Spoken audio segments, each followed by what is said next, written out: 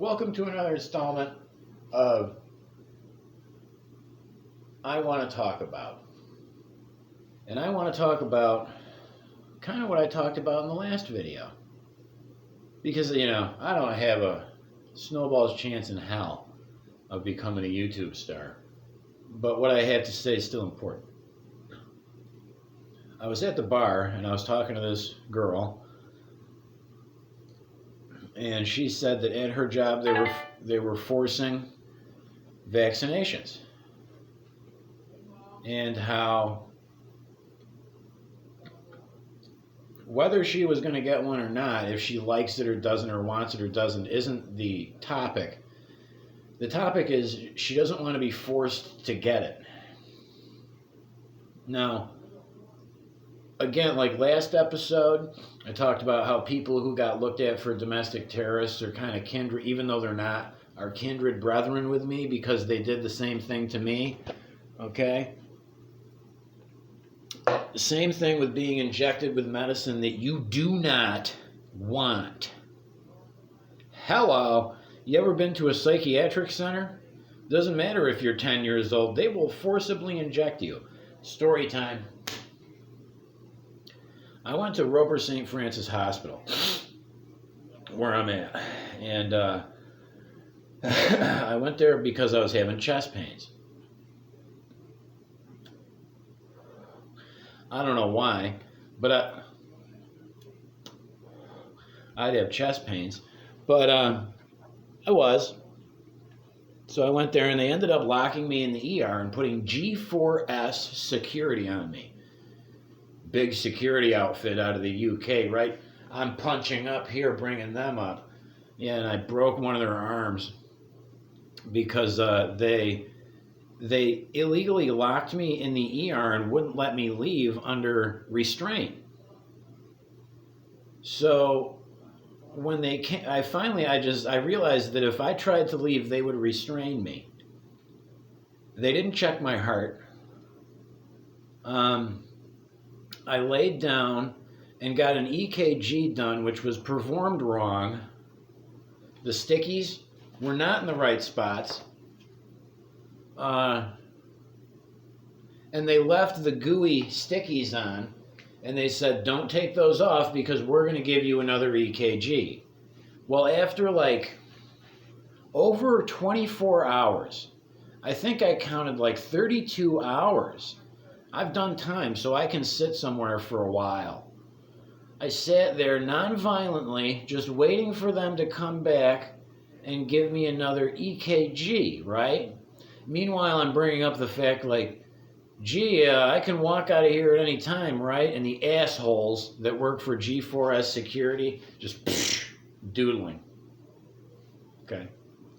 He wants a piece of me, I realize this. He's going to get one. Hang on. I start to take the EKGs off. I say, oh, look, this sticky fell off. To the G4S asshole. He got up, consulted with the nurses, came back in, standing up with the four of them. There was 3 or 4 G4S security around me. And a nurse came in, 3 nurses were there, each with a syringe. Okay, that they were going to inject me with forcibly. But before they could touch me to hold me down, I snapped on them. Excuse me. Let me get a good one. I snapped on them, only once though, because that's all it takes. I broke on them and almost got to the nurse with the syringe in her hand, with a big smile on her face, because they know what they're doing. If I'd have gotten a hold of her wrist, she wouldn't have got her arm back. And somebody else would have got injected with that, whatever the hell, Thorazine or whatever they had in there, right? I got within a hair's breadth of grabbing her wrist before all 3 of those, 3 or 4, I think it was 3, G4S security pounce on me. It's probably on camera there. They probably watch it when they want to see somebody get their arm broken. Because I broke the guy's arm who was guarding me the whole time. I broke his left elbow. It was this big, okay? He didn't like me very much. Well, that's all they needed. See you for 3.5 weeks into the psychiatric center. I went into the ER for heart problems.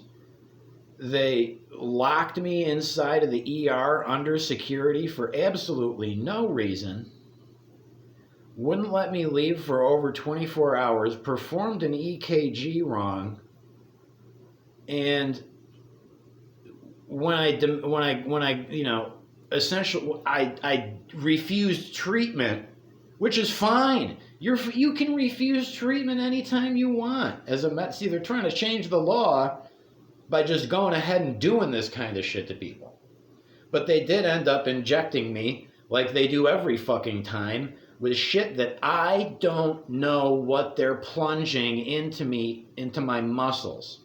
Okay? I don't know what they're shooting me up with. They don't feel like they have to tell me.